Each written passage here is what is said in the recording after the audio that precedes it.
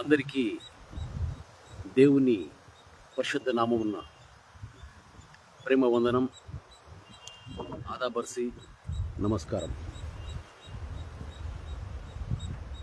మత్తయి 5, 6, 7 అధ్యాయాలలో యెషువా గారు అంటే దేవుని కుడిపార్శ్వమున కూర్చున్న దేవుని కుమారుడైన యెషువా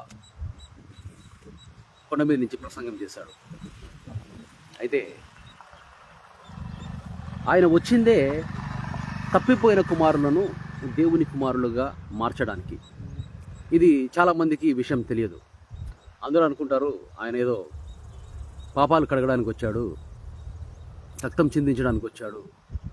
ఇవన్నీ నిజమే, ఏం తప్పేం కాదు. కానీ ముఖ్యమైన అంశంలో ఆయన చెప్పిన పరలోక మర్మాలలో మనం లోతుగా గమనిస్తే ఆయన వచ్చింది తప్పిపోయిన కుమారులను దేవుని కుమారులుగా, తప్పిపోయిన కుమార్తెలను దేవుని కుమార్తెలుగా మార్చడానికి ఆయన వచ్చాడు. అయితే మొట్టమొదటిగా కొండ మీద ప్రసంగం చేసినప్పుడు ధన్యతల గురించి ఆయన మాట్లాడుతూ వచ్చాడు. ధన్యతలలో ముఖ్యమైనవి ఏంటంటే 5వ అధ్యాయంలో చూస్తే ఆత్మ విషయమై దీనత్వం గురించి ఆయన ధన్యత అంటాడు అన్నమాట. అలా ఆత్మ విషయము దీనిలో దీనత్వం ఉన్నవారు మాత్రమే పరలోక రాజ్యానికి చేస్తారు. ఎందుకంటే మనకు వయసు పెరిగిన కొద్దీ, మనము ఎక్కువగా వెళ్ళడం కొద్దీ ఒక రకమైన జ్ఞానం ఏర్పడుతుంది, బైబిల్ జ్ఞానం ఏర్పడుతుంది. ఒక రకమైన రూఢి అయిన ఒక పద్ధతిలోకి వెళ్ళిపోతాం. ఈరోజు మీరు గమనిస్తే యోహానిన్ లిటరేచర్, యోహానిన్ తర్వాత పౌలిన్ లిటరేచర్, అంటే పౌలు రాసిన పత్రికలు, యోహాను సువార్త, యోహాను మొదటి 1, 2, 3 పత్రికలు, తర్వాత ప్రకటన, వీటి గురించే అందరూ మాట్లాడతారు. అంటే ఇప్పుడు ఉండేది యోహానిన్స్ అండ్ పౌలిన్స్, కానీ నిజమైన క్రైస్తవులు ఎవరిగా లేరు, ఎక్కడో మర్చుకుంటారు వందకొకరు. ఇప్పుడు ఈ పౌలిన్స్ ఏమంటారంటే యేసయ్యను వాళ్ళు ఫాలో కారు. బేసిక్గా ఈ క్రైస్తవులు కూడా ఏమనుకుంటున్నారంటే వాళ్ళు క్రైస్తవులు అనుకుంటున్నారు, కానీ వాళ్ళు క్రైస్తవులు కాదు, వాళ్ళు పౌలియన్స్ అంటారు అన్నమాట. పౌలుని ఫాలో అవుతారు. అంటే ఎలాగంటే వాళ్ళు, మీరు కేవలము యేసు ప్రభు మీ సొంత రక్షకుడిని అంగీకరిస్తే మీరు పరలోకానికి వెళ్తారు అని వాళ్ళు చెప్తారు. అది అబద్ధం. ఎందుకంటే తండ్రి కుడిపార్శ్వమున ఉన్న యెషువా, అంటే తండ్రి దేవుని కుమారుడు ఆయన యెషువా మన కోసం ఇక్కడికి తిరిగి వచ్చి ఇక్కడ మనతో ఉండి మనకు చెప్పిన ఆజ్ఞలు, కొత్త ఆజ్ఞలు తయారు చేశాడు. మోషే ఆజ్ఞలు పనికిరావు, మోషే ఆజ్ఞలలో బసలేదు, మోషేకి కొన్ని విషయాలు తెలియవు, కొన్ని సొంతంగా ఆయన కలిపాడు. అసలు డైవర్స్ అనేది లేదు మొదటి నుంచి. పరిత్యాగ పత్రిక అనేది మోషే మీ హృదయ కఠినం చొప్పున రాశాడు, ఇది పరలోకం నుంచి వచ్చింది కాదు అని చెప్పేసి కొన్ని చెప్పాడు. అయితే ఈ కొండ మీద ప్రసంగంలో గమనిస్తాయి, ఎవరు నొచ్చుకోకుండా ఆయన ఇది ఆత్మ విషయమై దీనత్వం కలిగి ఉంటేనే మనకేమవుతుందంటే పరలోక రాజ్యమే మనం చేరుతాం, మనదే ఇది ఉందన్నమాట. నాకు అన్నీ వచ్చు, నాకు ఎవరేం చెప్పాల్సిన అవసరం లేదు అని అనుకుంటే పరలోక రాజ్యానికి వెళ్ళే అవకాశమే లేదు. ఇప్పుడు ఉండే పరిస్థితి అదే. పెద్ద పెద్ద పాస్టర్స్, బిషప్స్ లెవెల్స్లో, రెఫరెన్స్ లెవెల్స్లో ఉండే వాళ్ళకి బైబిల్ మొత్తం తెలుసు, కానీ యేసయ్య చెప్పింది కానీ వాళ్ళకి అర్థం కాదు, అవి చెయ్యరు కూడా. అయితే ఆత్మ విషయమై దీనత్వం అంటే అది అంత ముఖ్య ధన్యత. పరలోక రాజ్యమే వారిది అని అంటున్నాడు. అంటే పరలోక రాజ్యం నాది అంటే ఏంటి దాని అర్థం? నా దేవుడు, నా తండ్రి పరలోక రాజ్యంలో నా హిస్సా ఉంది, దాంట్లో నా భాగం ఉంది అనే ఒక ధీమా ఉంటుంది ఆత్మ విషయమై. కానీ అందరికీ ఏమంటుందంటే వాళ్ళ ప్రార్థనలన్నీ వ్యర్థమైన మాటలు. మనం వస్తాం అక్కడ మీద ప్రసంగంలో, వ్యర్థమైన మాటలు. ఇది ఎవరో వేరే వాళ్ళు ప్రార్థన చేసినట్టుగానే మనం ప్రార్థన చేయాలా, ఎక్కడో వినేటివే మనం చెప్పాలా, కానీ కొత్తగా మన మనసులో నుంచి ఆరాధనతో పుట్టుకొచ్చిన కొత్త మాటలు అయితే ఉండవు. దుఃఖపడు వారు ధన్యులు, ఇది వారు ఓదార్పు పొందుతారు. ఓదార్పు పొందాలనుకోవాలి కొంతమంది, నిజంగానే ఓదార్పు పొందాలనుకుంటుంటారు, అందుకోసం దుఃఖపడుతూ ఉంటారు. కానీ ఇక్కడ దుఃఖపడేది ఏంటంటే, ఇప్పుడు నేను దుఃఖపడదాము అని అంటే నాకు అవకాశం లేదు. దేనికోసం దుఃఖపడాలి? ప్రపంచంలో 10 మంది సంతోషంగా ఎవరైతే ఉంటారో వాళ్ళలో నేను ఒకరిని. అయితే దుఃఖం వస్తుంది. ఎప్పుడు అంటే, అరే తప్పిపోయిన కుమారులు, ఇప్పుడు మా సొంత తల్లి తండ్రి, మా సొంత నా తోడబుట్టిన వాళ్ళు, నా భార్య, నా పిల్లలు, వాళ్ళు ఎప్పుడైతే ఇంకా వాళ్ళు దేవుని యొక్క కుమారులు కుమార్తెలు కాలేదో, ఇంకా తప్పిపోయిన కుమార్తెల స్థానాల్లో ఉన్నారో, వాళ్ళు ఒక పందాన్ని ఏర్పాటు చేసుకొని, ఒక జీవనోపాధిని ఏర్పాటు చేసుకొని, మరి దానికి ఇంకా లోకస్తుల వలె, అంటే దేవుని కుమారులు కాకుండా ఈ తప్పిపోయిన కుమారులు అంటే జంతువులాగా జీవిస్తుంటారు అన్నమాట. అంటే మనుష్య కుమారుడు అని యేసయ్య తను తాను సంబోధించుకుంటాడు. దాని అర్థం ఏంటంటే, ఆత్మ పనులు చేసినప్పుడే మనం మనుషులమవుతాం. మనిషి అంటే ఏదో ఒక ఆకారము చొప్పున పుట్టిన పేరు కాదు. మనిషి అంటే ఆత్మ సంబంధమైన విషయాలు చేసినప్పుడే మనుషులవుతాం. లేదు నేను కూర్చుకుంటాను, నేను కాపాడుకుంటాను నా పిల్లల్ని, నా మనమల్ని, నేను నా భార్యని కాపాడుకుంటాను, నేను ఆస్తిని పెంచుకుంటాను అంటే మరి ఆ జంతువులు కూడా అవే చేస్తాయి. అవి ఒక స్థావరాన్ని ఏర్పాటు చేసుకుంటాయి, ఇలా కొండలలో గుహలలో పిల్లలు కంటాయి, వాటిని కాపాడుకుంటాయి. ఇంకా నువ్వు పుట్టినప్పటి నుంచి జంతు పని చేసుకుంటా, సెక్స్ కూడా చేసుకుంటాయి. అయితే పుట్టినప్పటి నుంచి నీకు అదే ధ్యాస, సెక్స్ చేసుకుంటాను, పిల్లల్ని కాపాడుకుంటాను, మనమల్ని కాపాడుకుంటాను, డబ్బు సంపాదించుకుంటాను, హోదా సంపాదించుకుంటాను, ఇతరులతో మన్ననలు పొందుతాను అని మన ధ్యాస అంతే దాని మీద ఉంటే, మనం ఇంకా ఆత్మ విషయం ఏమి నేర్చుకున్నట్టు, ఏమి ఎదిగినట్టు. అయితే ఈ దుఃఖపడేదానికి మనం దుఃఖపడాలా? ఎందుకంటే దేవుని రాజ్యం తీసుకున్నప్పుడు ఆ తండ్రి దుఃఖపడుతున్నాడు. అరే నేను తయారు చేసుకున్న నా పిల్లలు భ్రష్టులైపోయి ఎవరినో పట్టుకొని నాన్న అంటున్నారు, ఎవరినో ఆరాధిస్తున్నారు. పెట్టబడిన పేరు యెషువా అయితే ఆ ట్రాన్స్లేషన్స్ ఆ మిస్టేక్లో అది యేసు అని పేరే లేదు, అసలు యేసుని ఆరాధిస్తున్నారు. జీసస్ అనే పేరే లేదు, యెషువా అంటే అది ఆ ట్రాన్స్లేషన్స్లో అది జీసస్ అయిపోయింది. జీసస్ని ఆరాధిస్తున్నారు అంటే ఒక పేరును ఆరాధిస్తున్నారు తప్ప దేవుని ఆరాధించడం లేదు. దేవుడు కుమారుడైన యెషువా ఏం చెప్తాడంటే, అరే ఒక అధికారి వచ్చి సద్బోధకుడా అని అతను సంబోధించినప్పుడు, మీరు అసలు నన్ను సత్పురుషుని ఏడ పిలుస్తున్నారు, మంచివాడు ఇవ్వడం లేడు ఆ దేవుని తప్ప. యెషువా ప్రవర్తన చూసి 11వ అధ్యాయంలో యోహాను పంపిస్తాడు. ఎవరు? బాప్తిసం ఇచ్చే యోహాను. అసలు మెస్సయ్యవు నువ్వేనా? ఏంటి నువ్వు తిండిపోతువు, నువ్వు తాగుబోతువి, నువ్వు ఇలా చేస్తున్నావు, పాపులతోటి సుంకరులతోటి నువ్వు భోజనాలు చేస్తున్నావు ఏంటి అని చెప్పేసి పంపించినప్పుడు అక్కడ దాంట్లో ఉండే జ్ఞానము దాని ఫలముల వలన తెలియను అని. అయితే 2 బ్యాచ్లు ఉంటాయి. ఒక బ్యాచ్ యోహాను బ్యాచ్, ఒక బ్యాచ్ యేసయ్య బ్యాచ్ పిల్లల గ్రోవి ఉదితే నాట్యం ఆడే బ్యాచ్. యోహాను బ్యాచ్ ఉపవాసాలుంటూ ఏడ్చే బ్యాచ్. యేసయ్య బ్యాచ్ అడగక ముందే నీ అవసరాలు తీసే బ్యాచ్. యోహాను బ్యాచ్ ఏడుస్తూ ఉపవాసాలు చేసినా కానీ సరిపోని బ్యాచ్. అంటే దేవుని బ్యాచ్ ఏదంటే 2, వాళ్ళు కావాలి, వీళ్ళు కావాలి. ఎందుకంటే మనిషి రాజ్యంలో రాజులు కావాలా, పనోళ్ళు కావాలా. ఈ పనోళ్ళు దాసులు ఈ యోహాను బ్యాచ్. ఇంకా వాళ్ళకి దాసులు అంటే మళ్ళీ వాళ్ళకి కంట్రవర్సీ అవుతుంది. దాసులు ఇంకొక బ్యాచ్ ఉంది, పూర్తి దాసులు వాళ్ళు ఆది నుండి దాసులు. వాళ్ళు అబ్రహాము సంతతి నుంచి వాళ్ళు దాసులే. వాళ్ళకు ఈ పనులు చేస్తే చాలు మీరు పరలోకానికి పోతారని వాళ్ళు చెప్పుకుంటూ ఉంటారు అన్నమాట. అయితే కొండ మీద ప్రసంగం చేస్తూ ఉన్నాను. మరి ఇక్కడ ఆత్మ విషయమై దినత్వం గురించి మాట్లాడుతున్నాం. తర్వాత 2వదిగా దుఃఖపడాలా. తండ్రి బాధ్యత నెరిగి, అరే నీ కొడుకు ఒకవేళ భ్రష్టుడైపోతే నువ్వు ఏ విధంగా, నీ సొంత కొడుకు భ్రష్టుడైపోతే నువ్వు ఏ విధంగా, నీ భార్య ఒక కోరితో లేచిపోతే ఏ విధంగా బాధపడతారు? చచ్చిపోతే బాధపడరు, కానీ వేరే వాడితో లేచిపోతే ఎంత బాధ అవుతుంది. ఇప్పుడు అదే బాధపడాలి, దుఃఖపడాలి. ఈ విషయాలు దుఃఖపడినప్పుడు ఓదార్చపరచడం కాదు, యాక్చువల్గా ఏ complete revolution is gonna happen. తప్పిపోయిన కుమారులను దేవుని కుమారులుగా మార్చడంలో ఆయన దాని గురించి చెప్పాడు. సాత్వికులు ధన్యులు, వాళ్ళు ఈ భూలోకాన్ని సద్వినియోగించుకుంటారు. మనం అనుకుంటాము రౌడీజం చేసి బాగా అని మొహానికి ఒక దెబ్బ కొడితే 10 ముక్కు బద్దలైపోయేట్టుగా 10 దెబ్బలు కొట్టేది పెద్ద గొప్ప అనుకుంటాం. కానీ సాత్వికంగా ఉన్న ఇప్పుడు గాంధీజీ ఉన్నాడు, ఇప్పటికి కూడా ఆయన పేరు చెప్పుకుంటారు. ఆయన చేసేవి ఏం చేస్తున్నాడో మనకు సరిగా క్లియర్గా తెలియకపోయినా కానీ దేశం కోసం ఏం చేస్తాడు ఇవన్నీ అంటే ఆ రోజుల అప్పుడుండి ఆ మూమెంట్ని తను సమర్థవంతంగా చేసుకుంటూ వెళ్ళాడు. అయితే సాత్వికుడు గాంధీజీ. ఇప్పుడు కూడా మనం ఆయన గురించి మనం మాట్లాడుకుంటూ ఉంటాం. మనం చూస్తే ఎప్పుడైనా కానీ ఆ సాత్వికులే ఎక్కువగా మన్ననలు పొందుతూ ఉంటారు.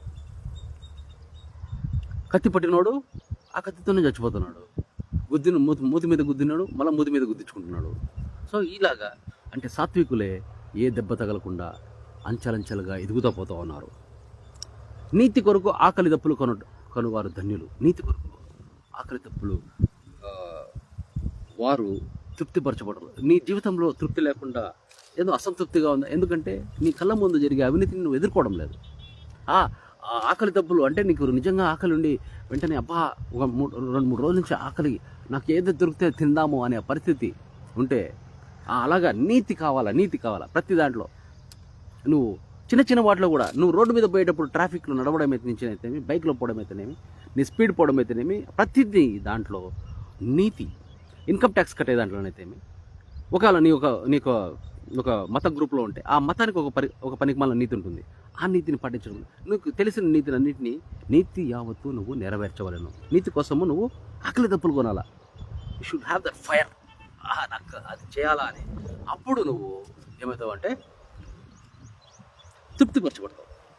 కనికరం గలవారు ధన్యులు, వారు కనికరము పొందేదురు. కనికరము, కంపాషన్ అనేది మనకు చాలా ఇతరుల మీద చూపించే కంపాషనేట్ హార్ట్ ఉండడం అనేది చాలా ముఖ్యం. హృదయ శుద్ధి కలవారు ధన్యులు, వారు దేవుడు. మనం అనుకుంటాము అందరం పరలోకం పోతాం, కానీ అందరం దేవుని చూడగలుగుతామో లేదో మనకు తెలియదు. అందరం పరలోకానికి పోవాలా అనేదే దేవుని యొక్క చిత్తం. అంటే అందరూ దేవుని ఆది అందు దేవునికి సర్వలోకాలపైన అధికారం ఉండేది. ఇప్పుడు కొన్ని లోకాలపైన, భూలోకం పైన, తర్వాత నరకలోకం పైన, ఇంకా నాకు తెలియదు, ఇంకా ఈ లోకాలపైన పూర్తి అధికారం లేదు. ఇప్పుడు తిరిగి ఆయనకు అధికారం కావాలా? ఆ అధికారం కావాలంటే మరి ఏం చేయాలా? ఇప్పుడు ఆ అధికారం కావాలంటే నువ్వు నేను ఫలించాలా. హృదయశుద్ధి అలాగా ఫలిస్తూ పోతే అందరము దేవుని వైపే తిరుగుతాము. లాస్ట్ లూసిఫర్ కూడా దేవుని వైపే క్షమిస్తాడని 2వ కుమారుడి ఉపమానం, తప్పిపోయిన కుమారుడి ఉపమానంలో ఆయన తేటపరుస్తాడు. అయితే ఆ కనికరము అక్కడ హృదయశుద్ధి కలవార్దని, అక్కడికి ఒకవేళ పరలోకానికి పోయిన తర్వాత కూడా నువ్వు దేవుని చూడలేదు. చాలామంది ఇక్కడ దేవుని దూతను చూస్తారు, తెల్లని వస్త్రం కనపడింది, సిలువ కనపడింది అంటారు, ఇవన్నీ కళలో వచ్చి పలకరింపులు వినపడే అంటారు. మీరు చూసింది దేవుని కాదు. అంటే దేవుని ఆత్మ, దేవుని దూతను ఎవడో అంటారు. ఇప్పుడు మన రీసెంట్గా మనకి సింపుల్గా అర్థం కావాలంటే, మీకు డెలివరీ ఇచ్చింది డెలివరీ బాయ్ అంటాడు, లేకపోతే వాలంటీర్ అంటాడు. అంతేగాని సీఎం, ప్రధానమంత్రి వచ్చి మీకు ఇవ్వడు. అదేవిధంగా దేవుడే వచ్చి నాకు కనపడ్డాడు అని అనుకుంటే మనం మూర్ఖత్వం. దేవుడే పంపించింటాడు, ఆ వచ్చిన వాళ్ళు మనకు మెసేజ్ ఇచ్చింటారు, వాళ్ళని మనం ఎత్తి పట్టుకోకూడదు. దేవునికే సకల ఘనత, మహిమ, ప్రభావమును చెల్లించాలి. సమాధానపరచువారు ధన్యులు, వారు దేవుని కుమారులు అంటారు. ఇక్కడ రెండు విషయాల్లో దేవుని కుమారులు అనడానికి అవకాశం ఉంది. నెంబర్ 1 ఏంటంటే ఆత్మ విషయమై దీనత్వం కలిగినప్పుడు మనము పరలోక రాజ్యం మందవుతుంది. అదేవిధంగా నీతి నిమిత్తము హింసింపబడాల. ఎవడన్నా వచ్చి మనకు కొడతాడేమో అని మనము నీతి నిమిత్తము హింసింపబడకపోతే మనకు ఆ పరలోక రాజ్యం మనకు వర్తించదు. నీతి నిమిత్తము నువ్వు హింసింపబడాలా, నువ్వు ఫైట్ చేయాలా. నువ్వు ఎప్పుడు నువ్వు హింసింపబడతావంటే నీతి కోసము నువ్వు ఫైట్ చేసినప్పుడు నువ్వు హింసింపబడతావు. ఇలాగా కొండ మీద ప్రసంగం చెప్తా ఉంటే అసలు ఇది I will just show you other side of Machupalli కొండ. అక్కడ ఎంతటి పచ్చటి పైర్లు, అంటే ఎక్కువ పూర్తిగా ఎక్కలేదు, మనకు కొంచెం కాలు బాగాలేదు. ఏదో పెద్ద వయసులో ఉన్న విరాట్ కోహ్లీ లాగా పరిగెత్తి ఫీల్డింగ్ చేసేటప్పుడు కాలు బెనికింది, ఇంకా పూర్తిగా హీల్ కాలే.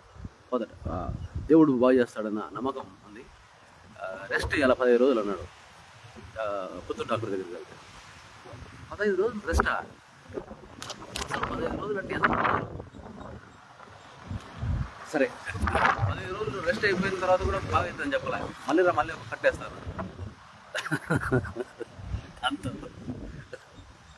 అందుకే ఎక్కువ ఎక్కలేదు ఇంకా. అయినా కానీ మంచి వ్యూ బాగుంది.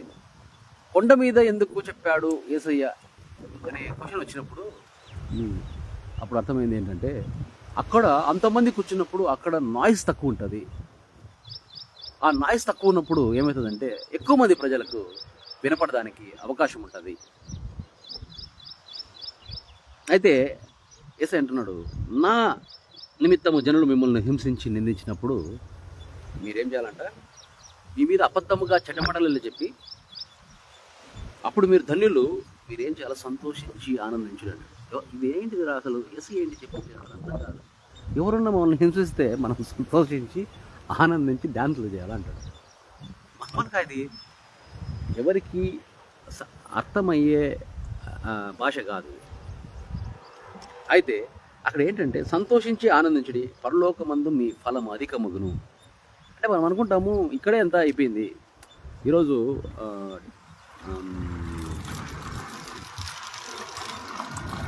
డానియల్ పాస్టర్ వాళ్ళ వైఫ్, ఆయన మాకెంతో సన్నిహితుడు. భూస్థాపనకు పోదాం అనుకున్నాము, కానీ సడన్గా గుర్తుకొచ్చింది మృతులను పాతి పెడుతుంది కదా, ఎందుకు మనం అక్కడికి పోలే? ఎవరన్నా మనుషులు కలవడానికి పోతాం. ఎందుకంటే ఆ పాస్టర్ వాళ్ళ భార్య ఆమె చాలా ఆత్మీయపరురాలు. ఆమె ఆత్మ దేవునికి చిత్తం ఎరిగి దేవుని చిత్తం నెరవేర్చింటే ఆమె పరలోకం పోతే, లేకపోతే నరకం పోతే అది క్లియర్ కట్, దాంట్లో డౌట్ ఏం లేదు. అయితే మృతులను పాతి పెడతారంటే ఆత్మీయ మృతులు పోయి శారీరక మృతులను పాతి పెడతారని యేసయ్య చెప్పినప్పుడు, ఇప్పుడు నేను అక్కడికి పోతే దాన్ని ఏమి, నేను ఒక ఆత్మీయ మృతుని నేను కదా నేను చెప్పుకునేది. అంటే నా నోటితో చెప్పడంలే, నా ప్రజెన్స్ అక్కడికి వెళ్ళినప్పుడు దాన్ని బట్టి నేను ఏం చెప్తున్నాను? నాకు ఆమె చనిపోయింది, ఆమె శరీరంలోనే నా యొక్క ఇంపార్టెన్స్ ఉంది అని నేను ఎప్పుడైతే గ్రహిస్తానో అది అప్పుడు ఏమని వచ్చిందంటే, why want to waste time? దేనికోసం నువ్వు బరియల్ గ్రౌండ్కి వెళ్ళి అక్కడ భూస్థాపనకి వెళ్తావు? వెళ్ళు, అక్కడ మాచుపల్లిలో ఒక అబ్బాయికి అసలు బాగలేదు, అతనికి మళ్ళీ వస్తావు అని చెప్పినావు, అక్కడికి వెళ్ళు అని ఆ స్వరం వినిపించడం నేను ఎక్కువగా చేస్తానంటే ఆ ఇల్లు లాక్ చేస్తుంది.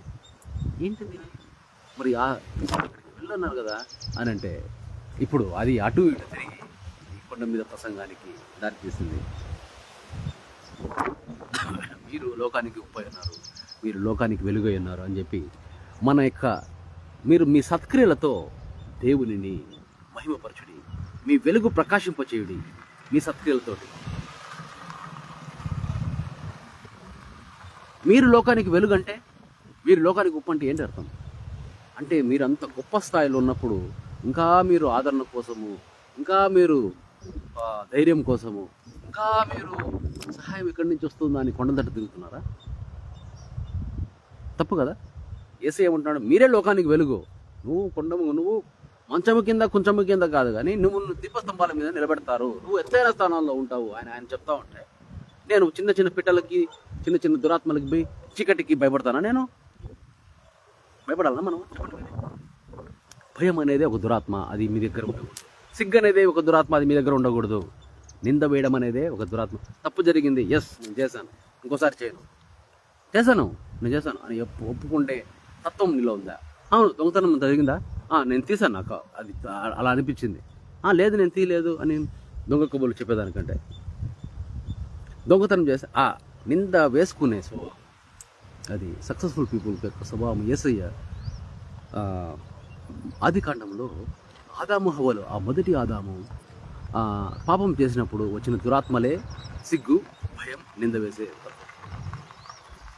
అయితే మోషే అంటాడు నరహత్య చేయొద్దని, కానీ ఇక్కడ అంటున్నారు నీ సహోదరుని రఖ అని కూడా అనద్దు.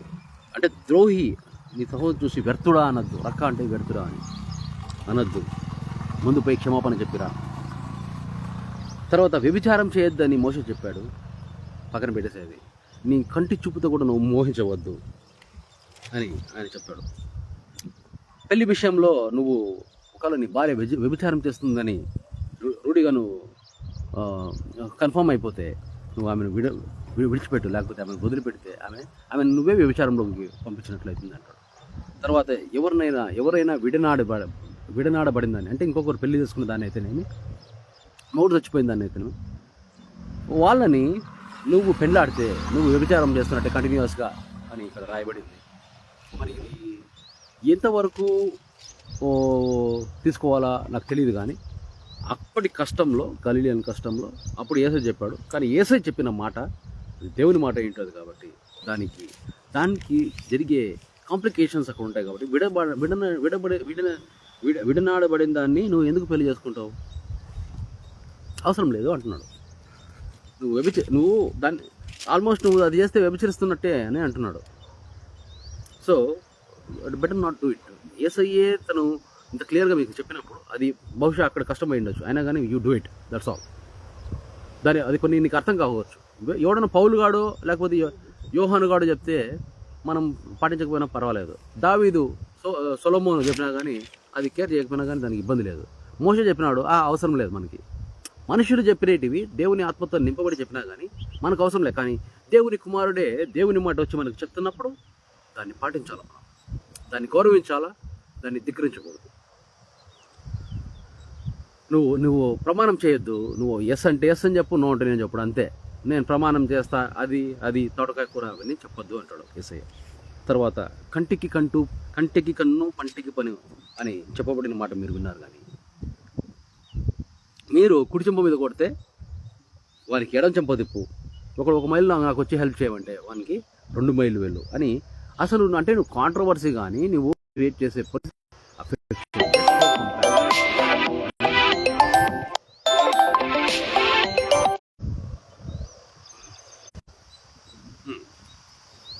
అలాగా.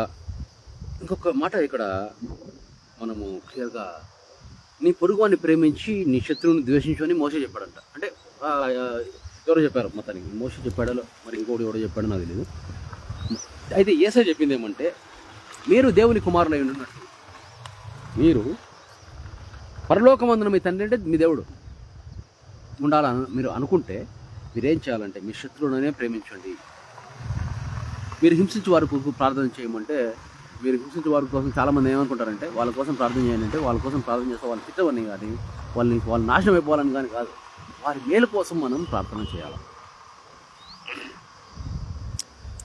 మనల్ని ప్రేమించిన వాడిని ప్రేమిస్తే నువ్వేంది చేసేది, తోడు అదే చేస్తున్నాడు. శాస్త్రీయ సహోదరులు అన్యజనులు కూడా అలాగే చేస్తున్నారు కదా. ప్రేమించిన వాడిని ప్రేమిస్తారు, ద్వేషించిన వాడిని ద్వేషిస్తారు. మరి నువ్వు పరిపూర్ణుడు, నువ్వు నీ తండ్రి కుమారుడై ఉన్నట్టు అలాగే చేయము. మీ పరలోకపు తండ్రి మీ దేవుడు పరిపూర్ణుడు కనుక నువ్వు కూడా ఆయన పరిపూర్ణుడు అని చెప్పేసి దీనికి చెప్తున్నాను అనుకుంటా. దీంతో మత్తయి 5వ అధ్యాయం మొత్తం కంప్లీట్ అయిపోయింది. ఇప్పుడు మత్తయి 6వ అధ్యాయంలో ఏం చెప్తున్నాడు, నువ్వు చేసేవన్నీ సీక్రెట్గా చేయి.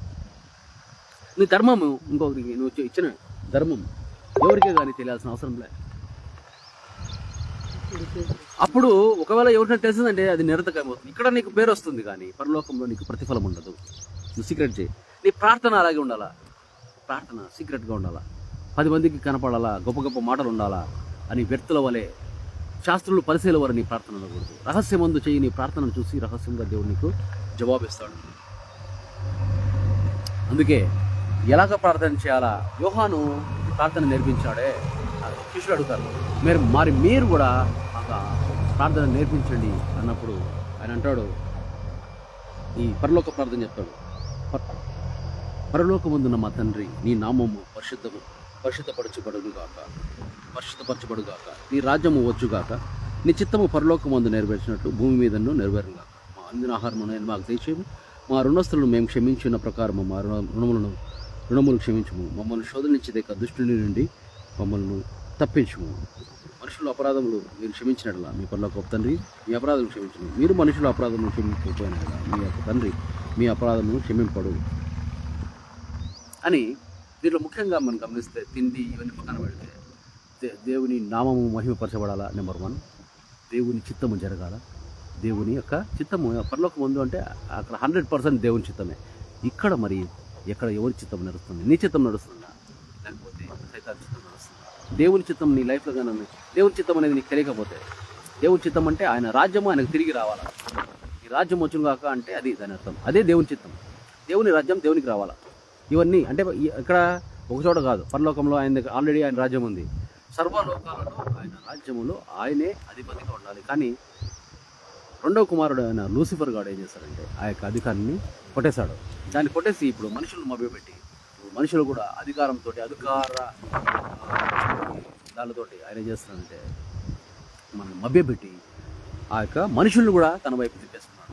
యేసయ్య వచ్చి వాని సైతాను గాని తల మీద తొక్కి మరణాన్ని జయించి వాని పవర్ని కంప్లీట్ తగ్గించాడు. ఇప్పుడు నేను దేవుని ఆత్మతో నింపబడి ఉన్నప్పుడు ఒక్క కాలుతో తొక్కేస్తా సైతాన్ గాని ఒక్కనే. లేదా మిడిమిడిమిడిగా నింపబడిన వాళ్ళు ఇద్దరు ముగ్గురు ఒక చోట ఏకమరుస్తూ ఉంటే అక్కడ దేవుని సన్నిధి ఉంటుంది. కాబట్టి యేసయ్య ఉంటాడు. యేసయ్య ఉన్నాడంటే యేసయ్య అంటే దేవుని ఆత్మ అంటే దేవుని సన్నిధి వాళ్ళ మధ్య ఉంటుంది. కాబట్టి వాళ్ళు సైతాన్ గారిని తొక్కేస్తారు అన్నమాట. అయితే తర్వాత ఉపవాసాన్ని గురించి చెప్తారు. ఉపవాసాలు కూడా మీరు ముఖాలన్నీ ఉపవాసం చేస్తున్నాడు మొహం మీద చూపించి అందరు మన్ననలు పొందాలనుకుంటే మీకు దానివల్ల ఫలం ఉండదు, రహస్యం ఉండదు. మీ తండ్రి ఉపవాసం గురించి అలా చెప్తాడు. అంటే నీది నీ ఒక దేవుని బాధ్యత అనేది ఒక షోపు టప్లాగా ఉండకూడదు. భూమి మీద ధనం చేకూర్చుకోవద్దు. అయితే పరలోకమందు నువ్వు ఆ ధనము సేకరించు. దేహమునకు దీపము కన్నే కనుక నీ కన్ను తేటగా ఉండవలను, నీ దేహమంతా వెలుగుమయముండను. నీ కన్ను చెడ్డది తీసి పడేసాడున్నాడు, నీ చెయ్యి చెడ్డది తీసి పడేసాడున్నాడు.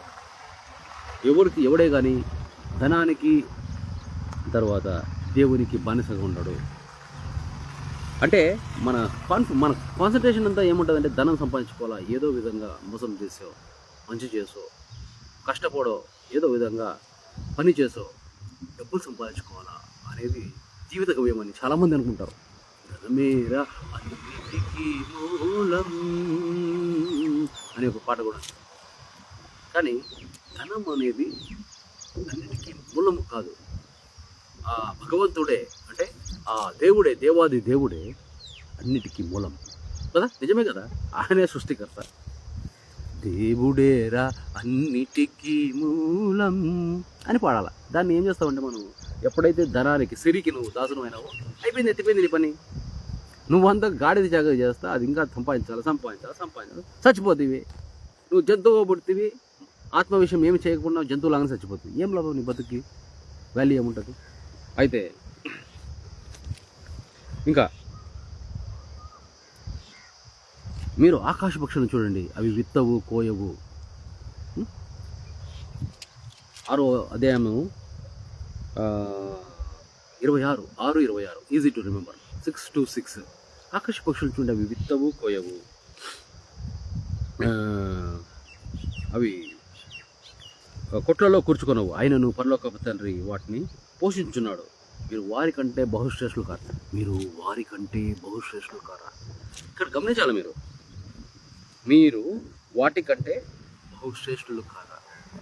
వేటికంటే? ఆకాశ పక్షులు.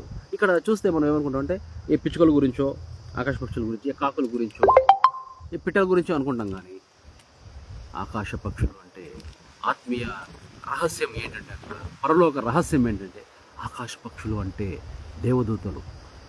ఆ దేవదూతలు కష్టపడవు. ఆ దేవదూతలు ఈ విత్తడము కోయడము అనే పనులు చేయవు, కానీ వాటికి సమృద్ధి. అయితే ఇక్కడ తెలుసుకోవాల్సిందంటే మీరు దేవదూతల కంటే శ్రేష్ఠులు కారా. ఇది ఆత్మీయ మర్మం పెట్టుకొని మనము దేవదూతల కంటే శ్రేష్ఠులము. ఆ విషయం తెలియక చిన్న పిట్ట దూతలను, దేవదూతలను, కొన్ని ఆత్మలను కూడా, దురాత్మలను కూడా దేవదూతలు అనుకొని ఆ అమ్మ ఈ అమ్మ అని పేరు పెట్టి నిన్న ఒక గుడికి పోయినాం. అది నెల్లూరు దగ్గర ఏదో ప్రాంతం, అది పోతే అంకాలమ్మ గుడి. దాని గురించి ఒక పెద్ద స్టోరీ. ఆమె ఇది ఆమె ఇలా చనిపోయింది. ఆమె ధాన్యము పొంగుతూ వస్తుంది. ఎవరో దొంగతనం చేస్తే వాళ్ళ నాన్న చెప్తే వాళ్ళు వెళ్ళలేదు. ఆ దొంగలు పోతే వాళ్ళని చంపేస్తుంది. వాళ్ళ నాన్న వాళ్ళ అమ్మ మాటిల్లేదని వాళ్ళ నానమ్మని చంపేసింది ఈ అంకాలమ్మ. ఆమెను మొక్కుతున్నారు చేసి. అంటే మన మనము ఆ విషయం తెలియక అక్కడ వాళ్ళు చేసే పనులు. మనమే దేవదూతల కంటే శ్రేష్ఠులు అంటే ఈ దురాత్మల కంటే ఎంత శ్రేష్ఠులం అంటాం. ప్రతి దురాత్మకు అది దురాత్మ అని ఎందుకంటామంటే కొంత పని చేయించుకుంటుంది. మీరు నాకు హెల్ప్ చేయండి, నేను మీకు హెల్ప్ చేస్తాను, ఒక బిజినెస్ డీల్ పెడతాయి అనమాట. ఫైనల్గా ఏం చేస్తాయంటే నువ్వు నా కంట్రోల్లో ఉండాలా అంటే ఆ దురాత్మ రిసైడ్ కావడానికి ఒక ఆత్మ కావాలా. ఆ ఆత్మను నువ్వు అక్కడ పోయి టెంకాయలు కొట్టి ఆ పని చేసి ఆ ఆత్మను ఆహ్వానించుకుంటే నీకు ధనికంగా బాగానే ఉంటుంది, నీకు జరిగిపోతుంది. కానీ నీ లైఫ్లో ఎక్కడే కానీ you will not be happy and నువ్వు పరలోకానికి స్వర్గానికి అయితే పోవు ఖచ్చితంగా. నీకు ఈ భూలోకంలో నీకు అన్నీ కావాలనుకుంటే దొంగదారి, అదొక దొంగదారి, అదొక సైతాను దారి. ఈజీగా డబ్బులు రావచ్చు నీకు, అది చెప్తుంది దురాత్మ. ఆడుంది పో తీసుకోపో, నోట్ల కట్ట ఉంది ఆడు తీసుకోపో, అక్కడ ఉంది అది తీసుకోపో, దురాత్మ చెప్తుంది. అంటే నీ బతుకంతా ఫుడ్ డబ్బులు ఇదే అయితే ఇంకా దేవుని గురించి నీకు ఇంట్రెస్ట్ లేకపోతే దానికి ఎవ్వరేం చేయదు. నువ్వు ఏం ధరించుకుంటావు, దేని గురించి చింతించున్నావు, నువ్వు ఏం ధరించుకుంటావు, నువ్వు ఏం తింటావు, దాని గురించేనా. పొద్దున్న లేచినప్పటి నుంచి లేడీస్ అయితే మీ ఆంటీ రెబకా ఆంటీ ఉన్నారు అంటే ఊరికే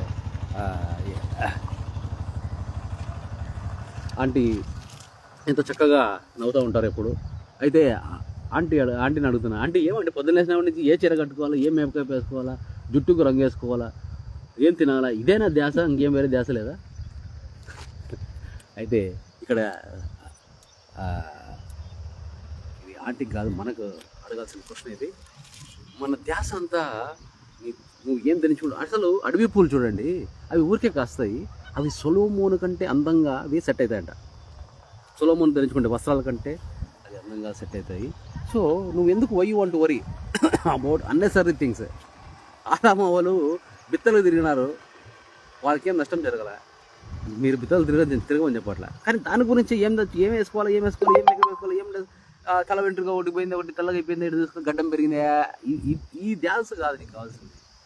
నీవు దుఃఖపడాలా, ఎక్కడంటే చనిపోతున్న ఆత్మల గురించి దుఃఖపడాలా. అంటే మామూలు చనిపోవడం కాదు, నిత్య నరకానికి వెళ్ళిపోతున్నారు వాళ్ళు. ఇప్పుడు ఆ ఆత్మ దేవుని చిత్తం ఎరిగి అది చేయకపోతే, దాన్ని దేవుని చిత్తం ప్రకారం అనుసారంగా వాళ్ళు చేయకపోతే వాళ్ళు నిత్య నరకానికి వెళ్ళిపోతారు. మళ్ళీ వాడిని తీసుకురావాలంటే మనుషులందరూ దేవుని వైపు మారాలా. అది వెరీ బిగ్ టాస్క్ అయినా కానీ దానికి కొంచెము పులిసిన పిండి, దానికి 33 సేర్ల పిండికి బాగా నీరుతో కలిపేసి ఈ పులిపిండి దాంట్లో పెట్టేసినామంటే ఆటోమేటిక్గా జరిగిపోతుంది. కానీ ఈ పులిపిండిలో తక్కువ ఉంది ఇప్పుడు, అందుకే మల్టిప్లికేషన్ జరగడంలా. మల్టిప్లికేషన్ జరిగింటే 1990 సంవత్సరాల క్రితమే యేసయ్య చెప్పినాడు, కాలము సమీపించున్నది, మారు మనసు పొందండి, తిరిగి రండి అని చెప్పేసి మత్తయి 3వ అధ్యాయంలో చెప్తా వస్తాడనమాట. మన 4లో మారు మనసు పొందండి బాబు, కాలం సమీపించింది అని ఆయన 23వ అధ్యాయంలో దేవుని రాజ్యంను గురించిన సువార్తను ప్రకటిస్తున్నాడు. ప్రజల్లో ప్రతి వ్యాధిని ఆయన బోధిస్తూ ఆయన వచ్చాడు. ఆయన కీర్తి దేశమంతను చాటు.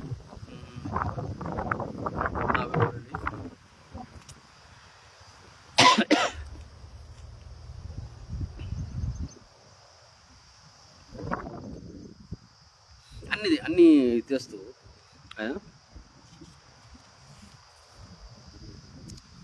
కల్లి సముద్ర తీరం నడుచు పేదరమైన సీమను మనుషులను వాళ్ళని విడిచిపెట్టి జబదే కుమారుడు యాకోబు సుఖపరచు నానా విధమైన వెంబడించింది 4వ అధ్యాయం.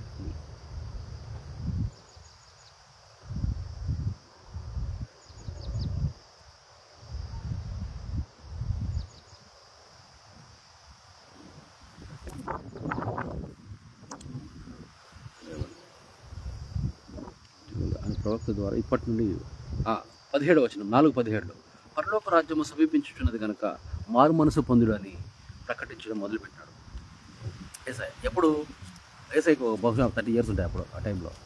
అంటే ఇది నియర్లీ 2007లో పుట్టినాడు అనుకుంటే దాదాపుగా 30 AD. ఇప్పుడు ఎంత 2024 అంటే 1994 ఆ ప్రాంతం 1994 ఇయర్స్ బ్యాక్ చెప్పిన పని ఇది. 1994 సంవత్సరాల బ్యాక్ జరిగిండేదానికి ఇప్పటివరకు ఇంకా పరలోక రాజ్యం రాలేదంటే ఏమంటే ఎవడు ఫలించడం లేదు బాయ్. ఆత్మ విషయంలో మనం ఫలించడం లేదు. ఏడు శరీరంగా ఫలిస్తున్నాము, పౌడులాగా పెరుగుతున్నాము. ఫలించాలి కదా. ఫలించాలంటే అసలు దేవుని మర్మాలే తెలియ, అసలు దేవుని యొక్క చిత్తమే నీకు తెలియకపోతే దేవుని చిత్తం నువ్వు ఎట్లా నెరవేరుస్తావు?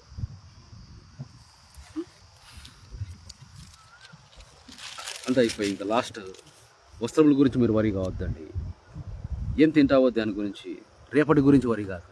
రేపు చూసుకో. అసలు నువ్వు బతికుంటే కదా రేపటి వరకు నువ్వు బతికి, నీకు దేవుడు అనుగ్రహిస్తే నీకు రేపు, లేకపోతే ఏం రేపు? నీకు దేవుడు 1 day ఎక్స్ట్రా ఇస్తే నీకు రేపు, లేకపోతే ఏం రేపు? ఊసుకాకి.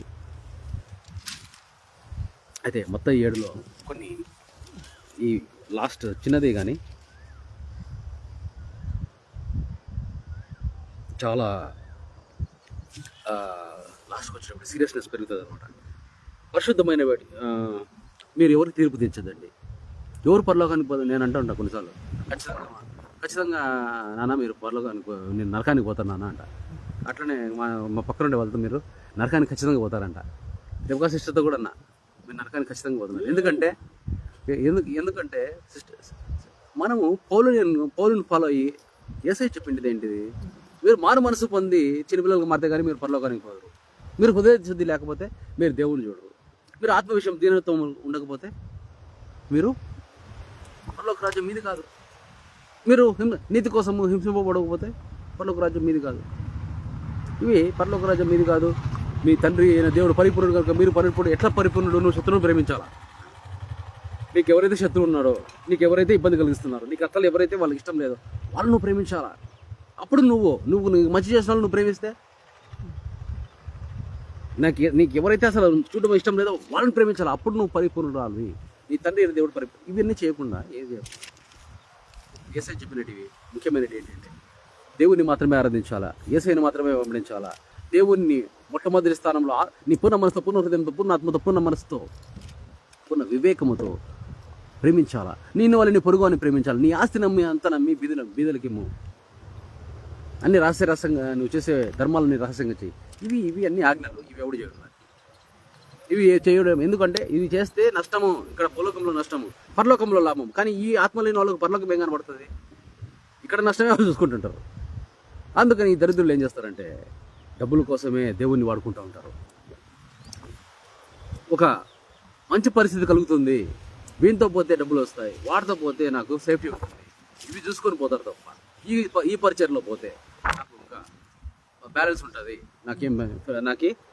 నాకేమి ఇబ్బందులు ఉండవు. అక్కడ పోతే ఫుడ్ ఉంటుంది, ఇక్కడ పోతే ఇది ఉంటుంది. దీనికి ఈ శరీరం గురించే నీ తపన తప్ప. ఎందుకంటే ఆత్మ గురించి తెలియదు కదా బిడ్డలకి. ఆత్మ గురించి తెలిస్తే అసలు తినకుండా 40 దినములు యేసయ్య ఉన్నాడంటే ఎందుకంటే ఆయన ఆత్మతో నిండి ఉన్నాడు. దేవుని పరిశుద్ధాత్మతో రూపమే కాబట్టి ఆయన దేవుని ఆత్మ రూపమే. చాలామంది ఏమంటారంటే పరిశుద్ధాత్మ ఒక వేరు, యేసయ్య వేరు, దేవుడు వేరు అని 3 భాగాలు చేసి త్రిత్వము. ఎందుకంటే హిందూ ధర్మశాస్త్రంలో కూడా త్రిత్వం ఉంది కదా. బ్రహ్మ, ఈశ్వరుడు, శివుడు, వీళ్ళు ముగ్గురు కలిసి త్రిత్వము. బ్రహ్మ సృష్టికర్త, ఈశ్వరుడు రక్షించేవాడు, శివ వినాశకుడు. అట్లనే సేమ్ కాన్సెప్ట్ ఇక్కడ కూడా 3 తీసుకురావాలని చెప్పేసి వాళ్ళు ఏం చేస్తారంటే ఎలోహిం హీబ్రూ దేవుని లేకపోతే ఎలాహా ఆర్ అలాహా, ఇది అరమిక్లో. ఈయన దేవుడు, ఈయన తండ్రి, తర్వాత యెషువా కుమారుడు అంటే రక్షకుడు, వినాశకుడు వచ్చేసి సైతాన్ గాడు, లూసిఫర్ గాడు. ఇట్లా ఈ వేరే కాన్సెప్ట్లో నుంచి వచ్చినదే తప్ప అబ్రహామిక్ రిలీజియన్స్లో మోనోయిస్టిక్ అంటే ఒక్కటి దేవుడు. నువ్వు తెలివిగా 10 మంది దేవుడు, అందరూ దేవుని ఆత్మలే, లూసిఫర్, గాబ్రియలు, మిఖాయేలు, వీళ్ళంతా దేవుళ్ళు అంటే కుదరదు మా బుజ్జి. దేవుడు ఒక్కడే దేవుడు. యెషూవ తనకు తాను చెప్పుకున్నాడు. సరే నన్ను మంచివాడిని పిలిచాకరా అంటే నువ్వు పోయి దేవుడు అంటే ఆయన యెషూవ ఒక దేవుడు అయితే సాష్టాంగపడి దేవునికి ఎందుకు ప్రార్థన చేస్తాడు? వీలైతే ఈ యొక్క పాత్ర నా నుంచి తొలగించని ఎందుకు అడుక్కుంటాడు? ఆయన దేవుడైతే నీ పక్కన నా కుమారుని నీ లెఫ్ట్ అండ్ రైట్ అంటే నాకు అధికారం లేదు అని ఎందుకంటాడు? అయితే ఎవరు చెప్పారు అంటే చెప్పాడు. ఎవరు? యోహాను సువార్త రాసినాడు. అసలు యోహాను సువార్త ఎవడు రాసినాడో ఇంకా తెలియదన్న. దానికి అనుకొని యోహానుకు ఆపాదించినాడు. అసలు యోహాన్ ఏంటి వాని ప్రాబ్లం అంటే ఏంటంటే వాడు లూసిఫర్తో ఇన్స్పైర్ అయ్యి యోహాను సువార్తలో చాలా జాగ్రత్తగా చదవాలి. దాంట్లో 12 విషయాల్లో 10 విషయాలు కరెక్ట్ ఉంటాయి, 2 తప్పులు ఉంటాయి. ఈ 2 ఏమేంటంటే విగ్రహారాధనను ప్రోత్సహించాలి. ఏసే దేవుడు అని చెప్తాయన్నమాట. ఈ 2 విషయాలు 10 విషయాలు కరెక్ట్ ఉంటాయి.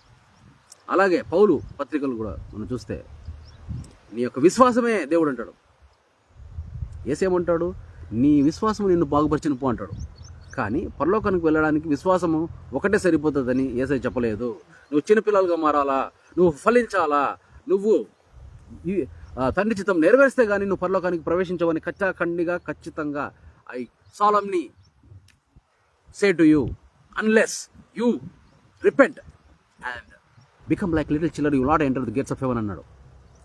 మరి పౌలుగాడు వారికి ఏం తెలుసని వాడు పోయి మీరు ఊరికే నమ్ముకోండి ఏసైని పోతారు అంటారు. అడిగి పోతారు?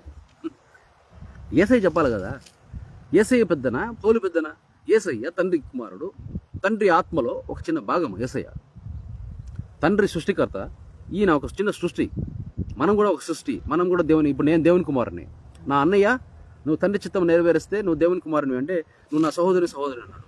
ఇప్పుడు నేను మా అన్నయ్య ఎవరు? మా పెద్దన్నయ్య యెషూవ, యేసయ్య.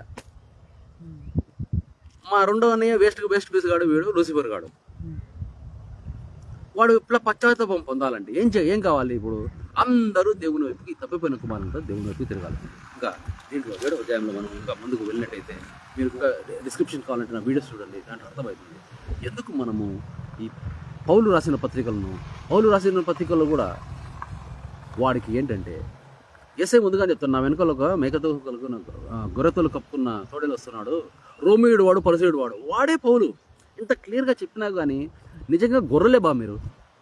ఈ పౌలును కూడా మనము పాటించి పౌలు మొదటి క్రైస్తవులను క్రైస్తవత్వాన్ని తీసుకొని వచ్చినాడు. వాని రోల్ వాడు దౌర్భాగ్యుడైనా కానీ మన వరకు దేవుని గురించి మనకు తెలిసిందంటే, నిజమైన దేవుని గురించి తెలిసిందంటే అది పౌలు కూడా దాంట్లో ఒక పాలుంది.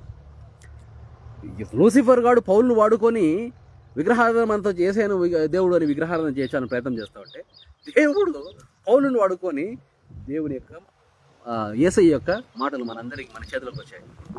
యేసయ్య మాటలే నేను చెప్తాను. అయితే ఇక్కడ అడుగుడి మీకు ఇవ్వబడి అడుడి, వెదుకుడి మీకు దొరుకును, తట్టుడి మీకు తీయబడును. అంటే దేవుడు ఎంత మంచివాడు. మీకు అడిగితే, ఇప్పుడు నువ్వు రొట్టె అడిగితే రాయిస్తావు నీ కొడుక్కి, ఒకవేళ చేపను అడిగితే పామిస్తావా? ఇంకో చోట ఏముంటుందంటే మూడు. అయితే ఈ గుడ్డు ఇస్తావా? గుడ్డు అడిగితే తెలిస్తావా అని ఉంటుంది. అయితే అట్లయితే నువ్వు ఈ లోకంలో పుట్టిన దర్భేష్ నా కొడుకు, నువ్వు నీ కొడుకుకి ఏది ఇయ్యాలో నీకు అంతగా తెలిసినప్పుడు ఆ పరలోకపు తండ్రి పరిపూర్ణుడు, ఆయనకు ఏమి ఇయ్యాలో తెలీదా? మరి ఎందుకు నువ్వు అనవసరంగా వేస్ట్ చేస్తావు? నువ్వు అడగక ముందే నీ యొక్క మనల్ని కాబట్టి మనుషులు మీకు ఏమి చేయవాలని మీరు కోరుచున్నారో అలాగనే మీకు చేస్తారు. ఇది ధర్మశాస్త్ర పౌలు. అయితే ఇరుకు దారులను ప్రవేశించండి, అందరూ ఫ్రీగా వచ్చేస్తుంది, అంతా వెళ్ళిపోతుంది అనేది దాంట్లో కాదు నువ్వు ప్రవేశించాల్సింది. అబద్ధ ప్రవక్తల గురించి జాగ్రత్త పడి, వారు గొర్రె చర్మాలు వేసుకొని మీ ఎద్దకు వస్తారు, కానీ లోపల వాళ్ళు తోడేళ్ళు చీల్చేస్తారు మిమ్మల్ని.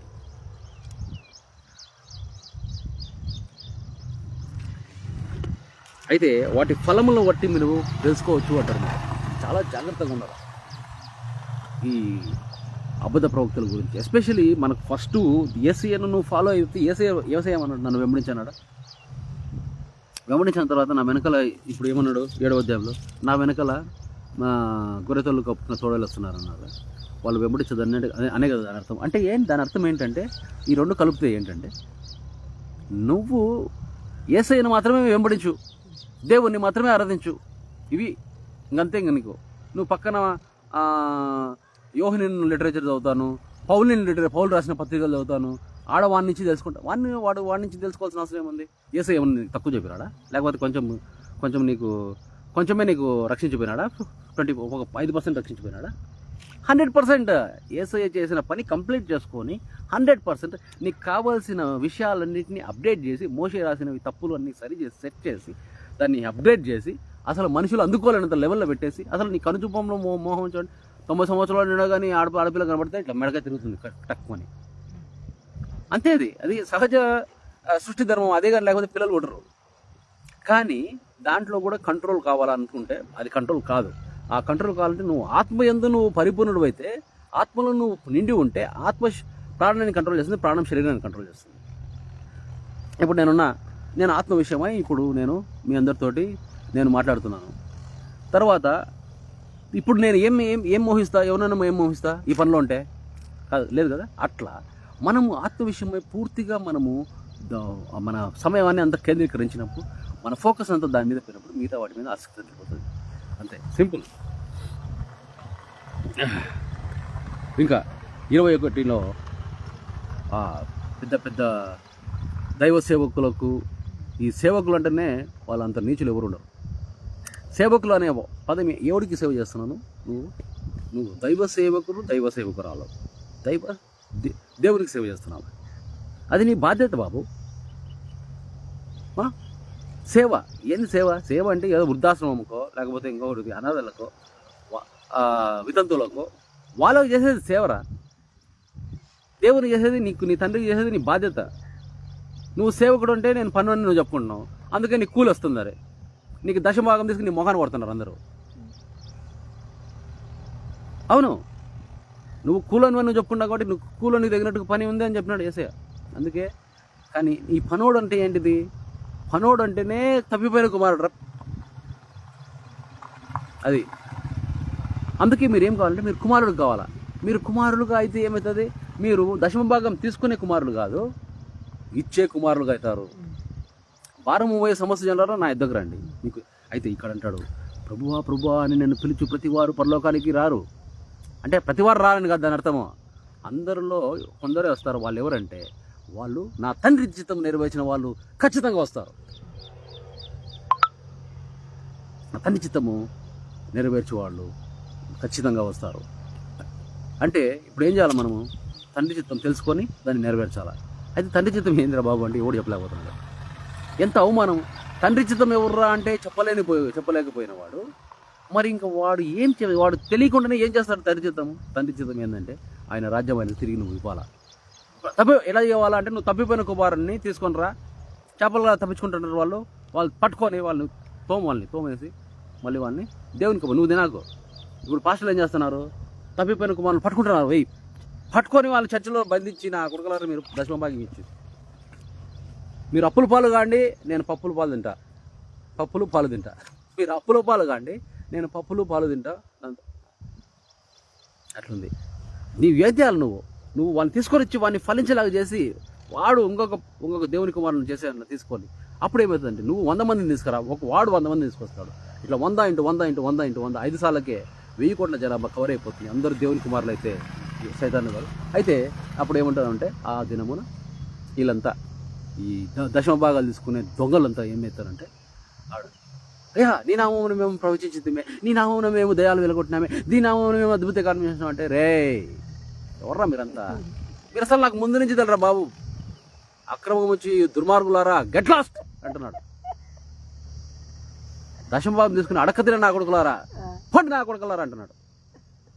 ఎంత అవమానం! ఇప్పుడు మనం పరలోకానికి పోయి పాపం జీవితం అంతా వాళ్ళు ఏదో సేవ చేసినారని పనుల్లాగా ఒళ్ళు హోనం చేసుకొని అంతగా తిరిగి ఏదో చేసినారని తండ్రి తెలియక వాళ్ళు ఫలించకుండా వాళ్ళు ఆ పట్టుకున్న చేపలను దేవునికి వేయకుండా అవి ఫలించేలాగా చేయకుండా వాళ్ళను ఒక ఎగ్జాంపుల్ తీసుకుందాము. ఎవరినో కానీ పిట్టగాని కల్వారి టెంపుల్లో సతీష్ వాడు ఏం చేయాలి? 100 మంది సతీష్ని చేయాలి. వాడేం చేస్తున్నాడు? మోడులాగా వాడు ఒక్కడే కూర్చొని తింటున్నాడు.